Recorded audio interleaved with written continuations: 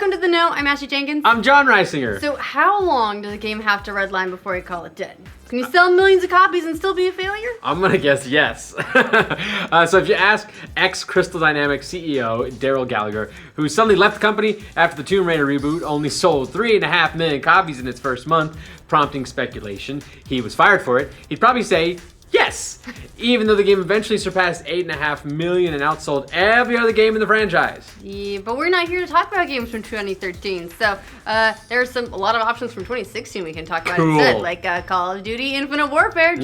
Just throwing that out there as an example, which is getting even more disappointing from a sales perspective, if that's possible.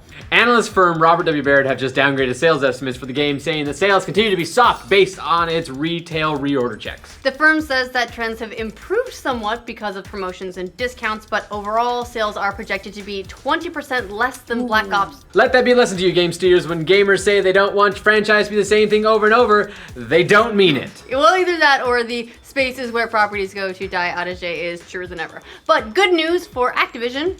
Kind of. The analyst increased its estimates for microtransaction revenues for things like Call of Duty points, the game's virtual currency. So there's that. This is why we can't have nice things, because you guys keep doing stuff like this, okay? Stop it.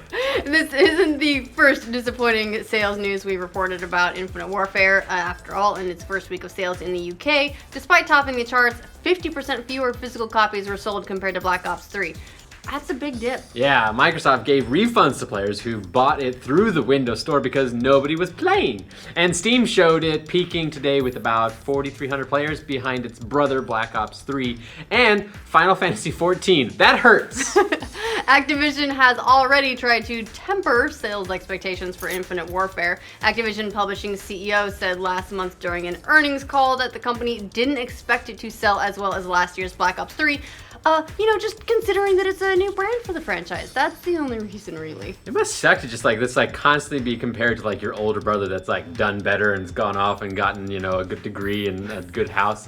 Why can't you be more like Black Ops 3? Infinite Warfare has been running behind Black Ops 3 since launch, where sales have been down nearly 50% year over year. But Infinite Warfare, besides being a new IP, was also new.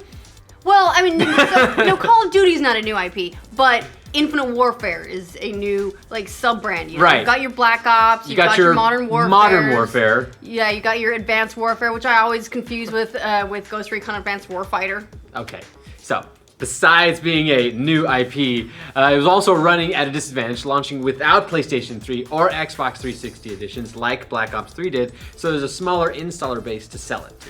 Yeah, all that being said, Infinite Warfare will still probably go on to be a bestseller. Probably. After all, Call of Duty might not be as sexy these days as Overwatch or Titanfall, but it's still one of the most recognizable brands in video games. It's the kind of brand that sells extremely well to a gaming audience that thinks reviews are for nerds.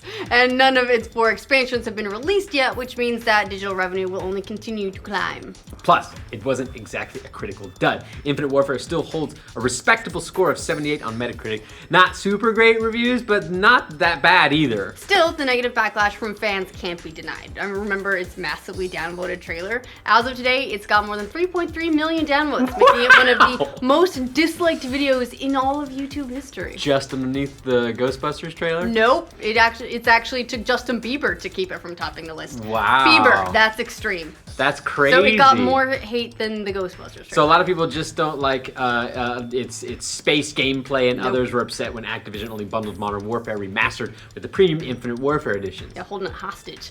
Activision's CEO famously responded to the Infinite Warfare hate on that trailer by saying, "We know there are people in our community who are nostalgic for the boots-on-the-ground style gameplay. That's why we made Modern Warfare Remastered. But we also have millions of people in our community who want to have new, innovative experiences in the game each year, and Infinite Warfare is going to deliver that." Yeah, just sick burn. Take that, potential customers. So yeah, there's been a lot of shade thrown on Infinite Warfare, and it looks like that's being reflected at least somewhat in sales. But in its defense, maybe Infinite Warfare is hardly the only game that's had disappointing sales this year. Nah, it's the only one that's bad. It's the only one at all. The only one, no. Unless you talk about Watch Dogs 2 underperforming, as did Titanfall 2, which got creamed after it got released against Battlefield 1, Skyrim Special Edition, and Infinite Warfare. Yeah, and let's be honest, Call of Duty's best days may be behind it as a franchise. The franchise peaked with the first Black Ops and Modern Warfare 3, which both sold nearly 30 million units. Oh man, the good old days of 2010, 2011. They did good. Right? But Black Ops 3 was still a monster, selling more than 23 million units, and even though Infinite Warfare sales might be kind of sort of on the soft side, there are still some bright spots for the game. Yeah, in a bit of good news, the softer physical game sales were offset somewhat by higher download volumes. That's good news for Activision because, hey, downloads have higher margins than physical sales, so they make more money off each one. Yeah, so still, the analyst Robert W. Baird that said sales are softening had initially forecasted a 13% decline compared to Black Ops 3, and now that it's 20%, that could be some cause for concern that gamers aren't taking to the new brand the way that Activision might have hoped. Okay, you think? Yeah. It's a pretty consistent trend for the franchise at this point, though, so maybe we shouldn't lay all the blame on space. But sales have been on the decline since 2011's Modern Warfare 3. The only relief from the slide has actually been Black Ops 3, which edged out Advanced Warfare by 2 million units, which seems small when you're talking in those volumes. Yeah. Still, if it does end up down 20% from last year's game, it'll be the first time an entry in the franchise dropped below 20 million since 2008's World at War. And we don't have a lot of World at War games now, do we? No, still 19 million units plus microtransactions plus the extra cost for Modern Warfare Remastered still equals an awful lot of money, so we may or may not see another Infinite Warfare title, but Call of Duty isn't going anywhere yet, that's for sure. No. What do you think of Infinite Warfare? Has it been a letdown, or did you actually think the new direction was kind of refreshing?